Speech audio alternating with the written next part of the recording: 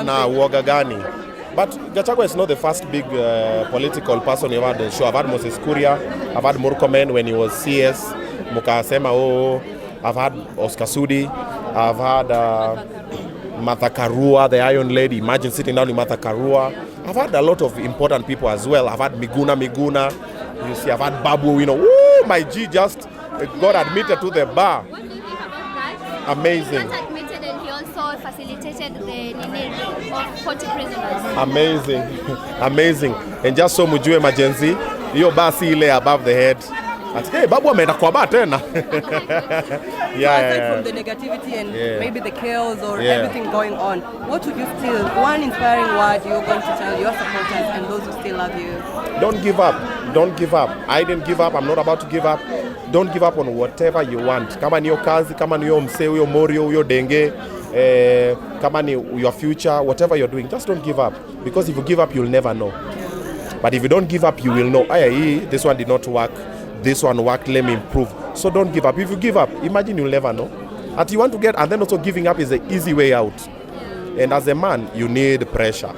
Pressure is important. Kama ni mwanaume na unanga pressure, bro, rethink. Atunamukanga tu, kachapo kadono kana kungoja hapo nini.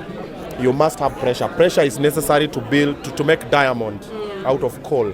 Pressure is necessary, but just find a way to control it and then be patient. Okay, my last question, Obinna.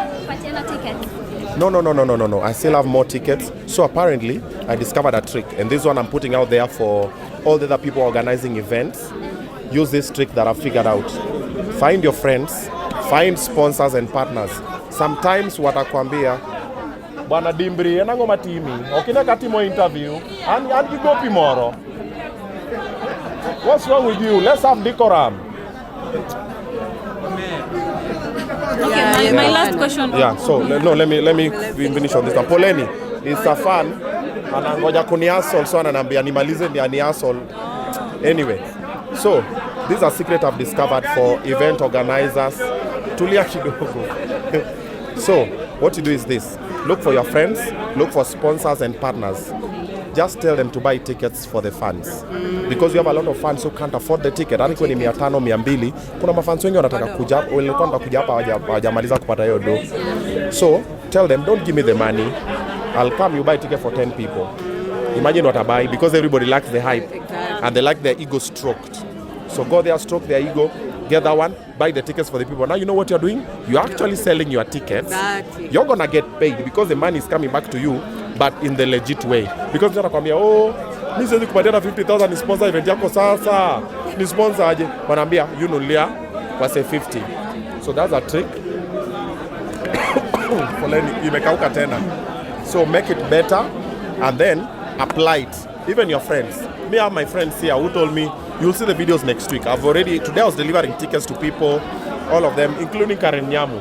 Karen Nyamu amebuy tickets 50 za mavijana. Unajua mavijana wanakuanga soft spot yake. Sasa ya vijana anatoboka. So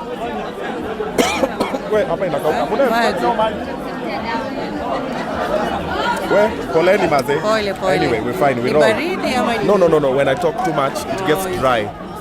So use that tactic so that you raise money for your tickets, you have people for your event, and you also get money for yourself. Yes, kuna mse zile, lazima tu watu wa buy ticket. There are people who love you, but they can't afford the ticket. Get your friends to buy the tickets for them. That is a hack that I figured out, and I'm using it for my show. Use it for yours. Because for my show, we had sold 50% of the tickets.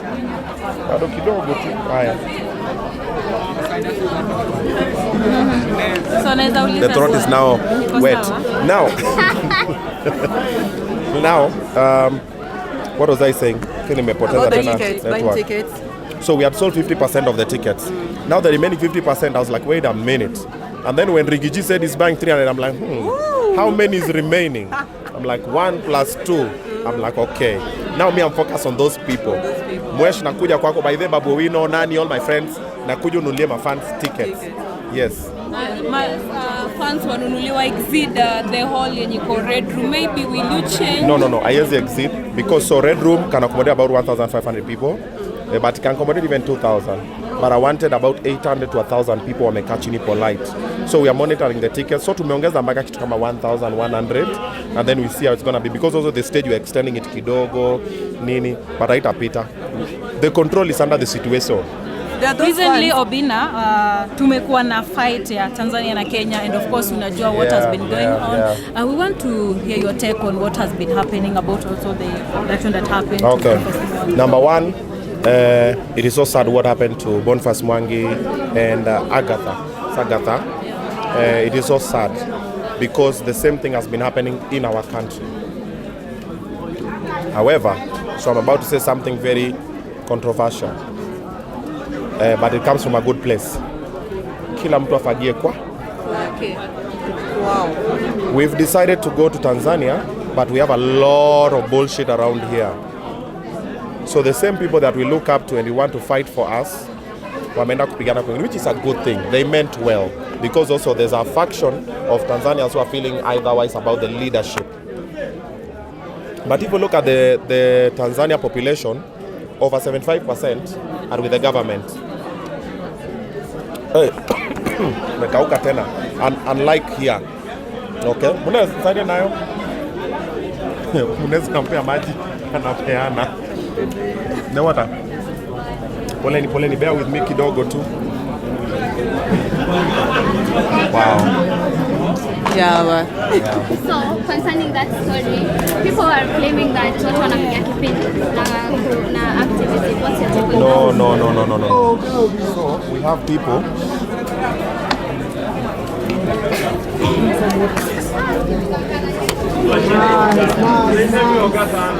So, we do have people. Baba, situtulie tu kidogo and then nakam. Yeah, decorum. So, there are people who are genuine with activism in the country, outside and everywhere. Then there are business people.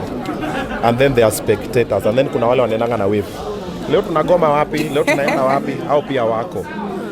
We've seen Boniface Mwangi since time immemorial. He seems genuine from what we see. But me, from what I've learned from a lot of things that happen, sometimes it's never what you see. And it's not what you think. So we will never know. However, he's been doing the good fight and we need to support him. And mtu hawezi piga kipindi apigwe hivyo. Kwani wewe unapiga kipindi gani hiyo? Aumia usikie uchungu. Me, I saw the video, I felt very sorry for him. I was like, man. And then I was thinking, even story venye hata Matakarwali kwa frozen kwa airport kwa detained akarudishwa. I even did a video with Cartel on Zabe and I was like, kila msafari kwao, why are we going there? And about 75% of people there are okay with. But it does not mean that I'm watering down the effort that they are putting to bring equality and for people to follow the constitution. It is a good thing, okay, that they are doing.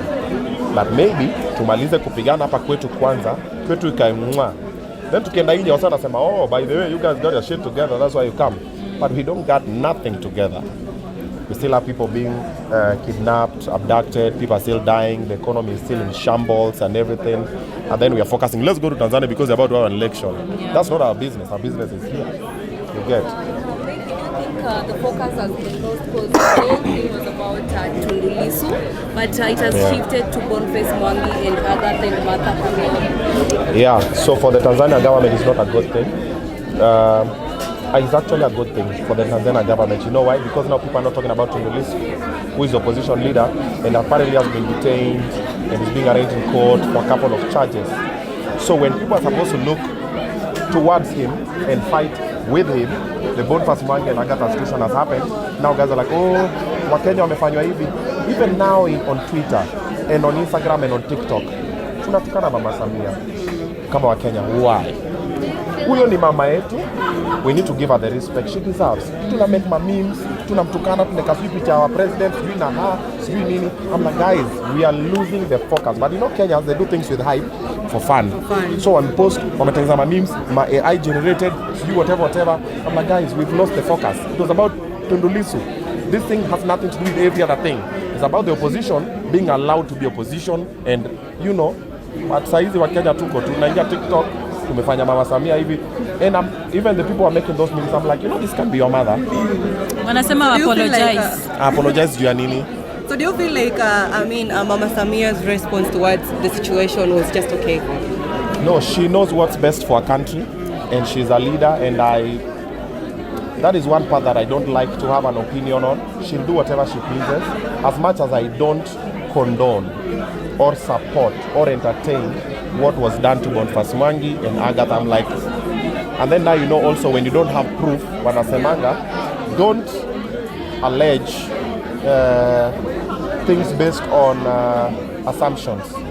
We are assuming she did, but maybe it's not her, maybe it's her people.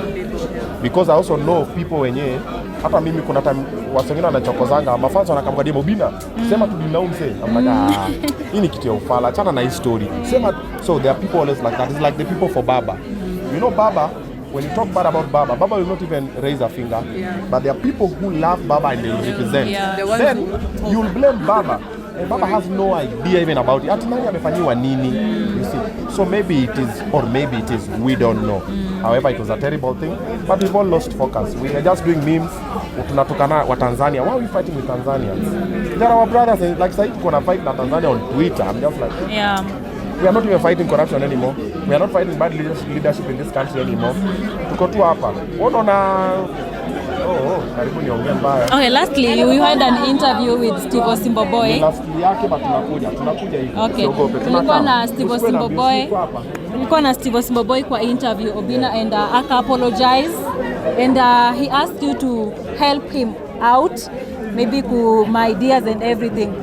Nukasema you think about it, and niliona pia Wakenya wakisema Obinna helps Steve msaidie because apologize.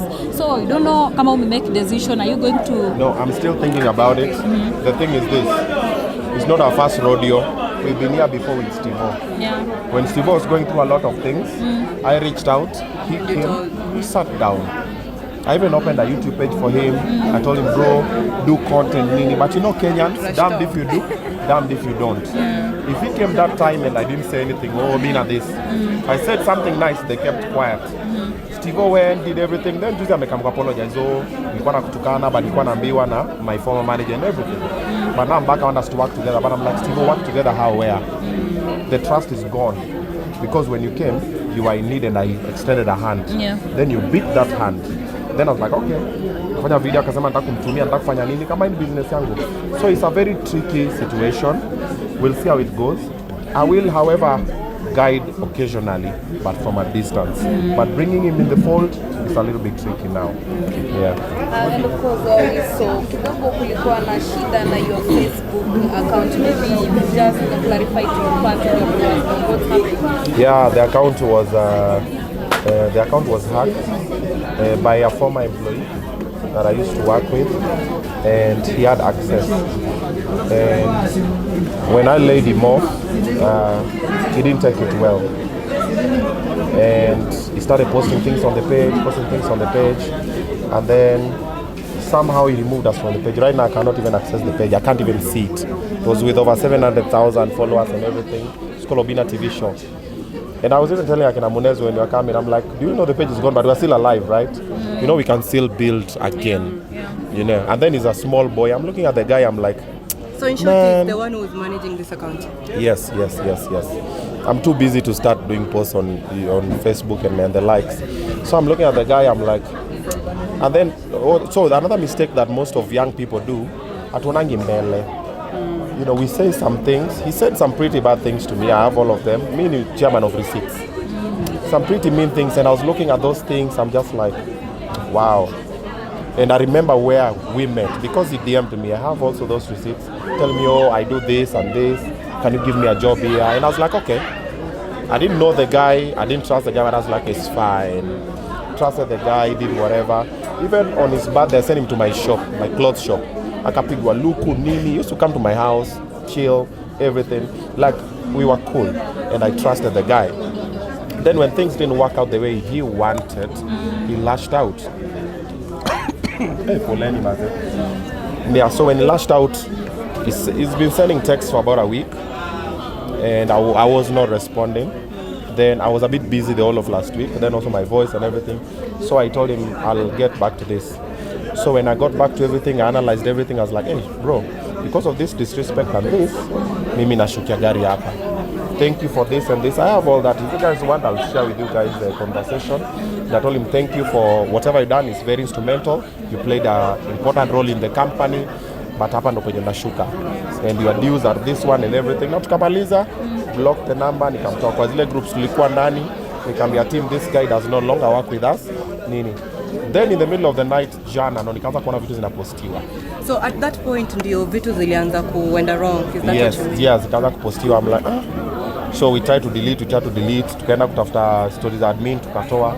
But somehow, you know, the tech people, wanakuanga very brilliant na kuweka things inside. So there's a way he's managing to access the page. And then, akanyamaza. Then today again, when I was shooting in town, nikona tena ameanza kupost vitu zingine. So I reached out to my wakili, and my wakili was like, okay, I'm on it. And I explained everything, sent all the screenshots. I was like, now let's follow this one the legal way. Because even him, I told him, if there's any issue, consult with a lawyer. Don't make a decision that you might later. Because I've been there before. So that did not happen. But I just saw the post and everything. Kidogo have been logged out. Kidogo, the page has been changed to whatever. But my lawyer is on it. And also the DC has been informed. And they're working on it. And I hope we're going to resolve it peacefully.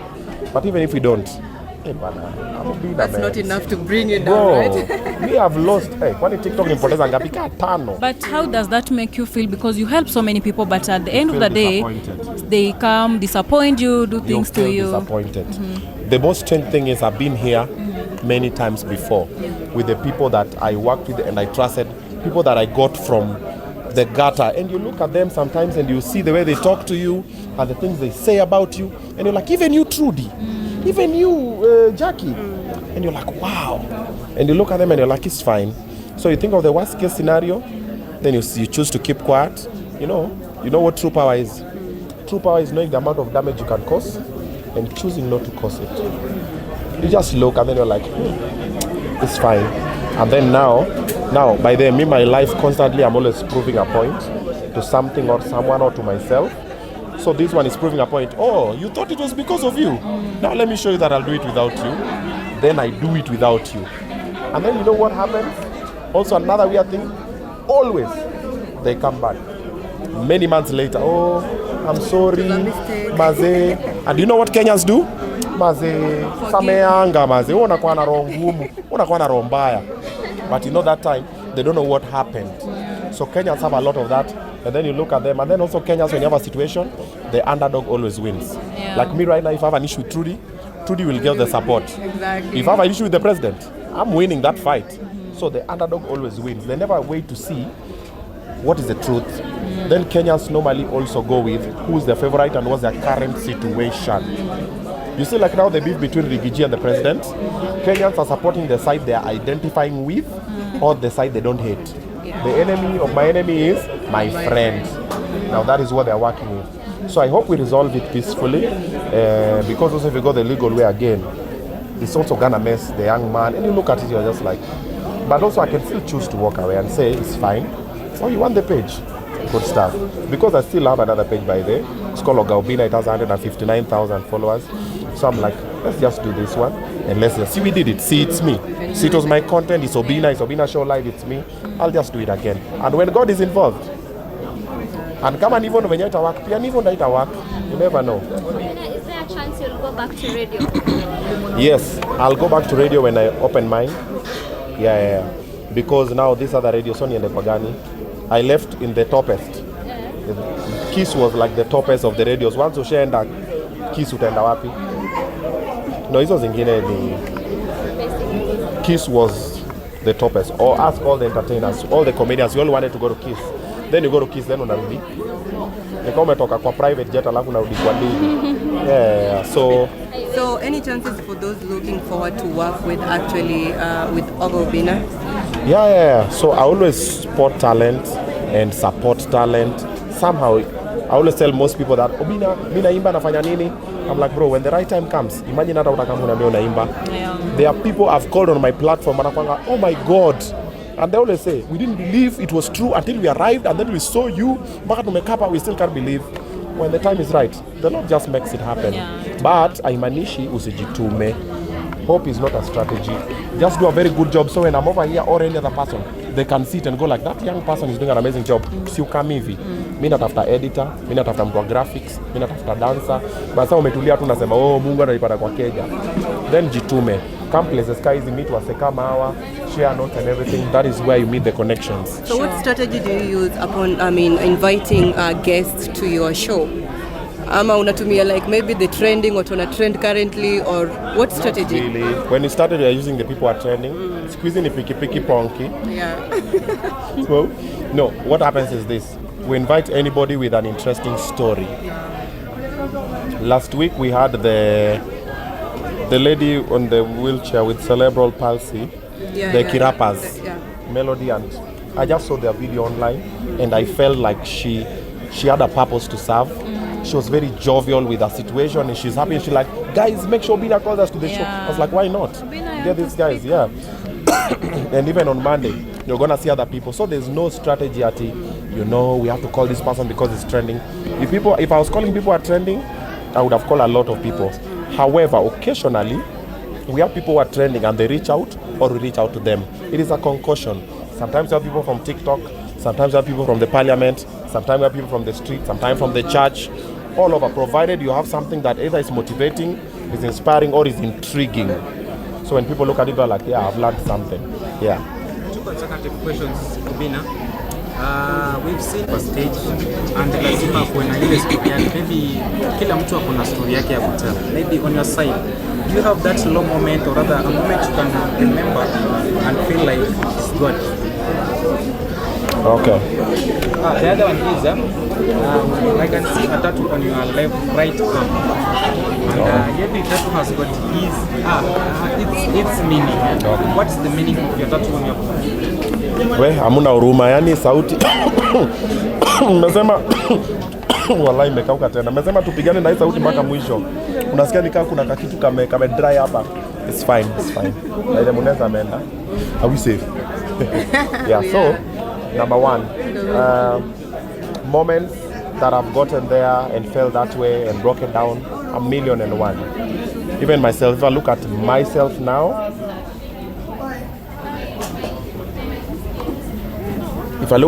now, I was not meant to succeed. According to the people around me, how I was raised, where I was born. As kwa Bometu tulikuwa na jigas so much, back I used to think we are cursed. And all my uncles were drunkards. So nilikuwa nawaona hivi, niko like mbona kwa boma yetu tu. You see, like my dad alone was the one who was going to church. But pia tena ni viboko na kukanyagwa, ndio sasa msienda huko kwa hiyo nyingine. All the other bomas hazikuwa na jigas, kwa boma yetu tu peke yetu. Mguu zangu zilikuwa zinakaa hivi. Zilikuwa zinakaa jigas. Angalieni mnaembe ni nini my friend. Mguu zangu zilikuwa zinakaa hivyo. Ukikaa usiku tu nikaanza kuzitoa na kipini na nini. So if I look at my life and the things I've been through and the situations I've been through, I'm like, anyway, I was supposed to have died a long time ago. Okay? Because I also tried suicide twice, a long time ago. And I've tried to give up a couple of times. And a lot of people have organized for me to be defeated a couple of times. You guys, you saw the story that was trending for my last relationship, what was happening. And I keep fighting these battles and everything. And even right now I'm fighting with a social media manager. And I'm like, so when you look at all these things, sometimes you sit down, you're like, should I just stop and everything? And then I look at all my employees and affiliates and I'm like, nah, giving up is too easy. Why would I give up? We already come so far. So it has happened so many times. And the tattoo actually symbolizes. So it started with the tears and the blood.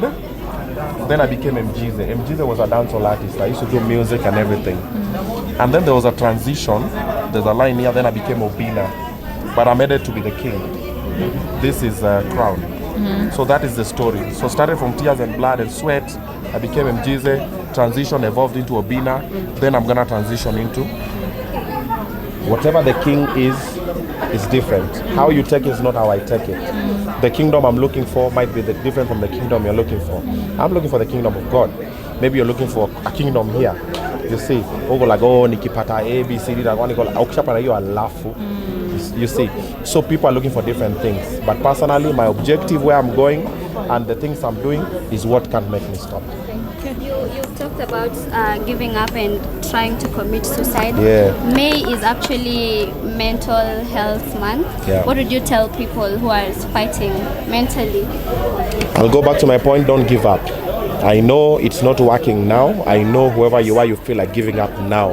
Either nyumba imefungwa, either umeachwa, umevutwa kazi, umepigwa, umefanya nini, umekelewa kesi yako, umepatiwa mimba, fala ameruka hiyo mimba, huyo dema ameshika mimba, bro haukuwa ready. You're feeling like things are not working out now. Imagine giving up is not the option. Don't. Myself, like I've told you guys, come for my show on the 7th of June. You'll hear a part of my stories, and it's true story. From the beginning till the end, I'll share a couple of stories that are real and I've gone through them. And somehow, I still stood on my 2 feet. And even if I fall now, I'll still get up and stand on my 2 feet. Why? I have young ones who are looking up to me. They're like, Dad, we want this and this. And I don't want to leave them a certain way. People always ask me, what's my greatest fear? My greatest fear is death. Not for me, for my kids. I always look at my kids and I'm like, if anything happens to me today, what happens? Like, who will live with them? Who will love them? Like, I see them telling me some things. Sometimes I'm like, sasa yu akiambia kibaba kingine mahali, huyu mbuyu atadu. And I'm like, nah. So I'm always constantly worrying about them, not because of, but I've been through that. I've been depressed, I've been stressed, I've been demoralized. There are some days you wake up and you don't feel like doing anything. Sleep it off. Take some time off. Think about it, then just try again and again and again. Don't give up. That's the easy way out. Don't. Cyberbullying. Yeah. The other day we saw the government giving an initiative, a proposed initiative on probably in the future people will use IDs in order to access social media. Do you agree with that? Yeah. It's a good thing. It's just that the government does not know that social media already has ID. Yeah, you have an online ID. But if they did their job well. So, online bullying is a very big worry in Kenya especially. Kuna mtu akujui, they don't know your story. Even this interview, there's someone who come and say some bullshit at the comments. They don't know you, they don't know anything, but it'll make them feel good. But you know how you deal with online bullying? A garbage truck does not carry flowers. So don't expect flowers from a garbage truck. If you see garbage from a garbage truck, that's what you expect. So when someone talks garbage or whatever, that is who they are. They show you who they are. People, you don't find Dangote ameingia online anatokana Diamond Platinums. Kwenda huko umetoka kwa Pididi, nini. He doesn't have time for that. He's dealing with a lot of things. So if you see that one online, ignore. But sometimes, follow with the law. Chukua tu mmoja awe funzo. Because it happens. And there are laws against cyber bullying. So wewe mwenye unabuli watu online, endelea tu. Unaona mko wengi, una comment chini ya comment ya mwingine, watachukua tu mmoja na wewe unakuwa kama funzo. Okay? And the ones who get bullied, stay strong. It has nothing to do with you. It has nothing to do with you. Yeah. Alright, thank you so much. Obinna. Acha tukuache huko. Thank you for your time. Endo kunywa maji. Finally. Pole.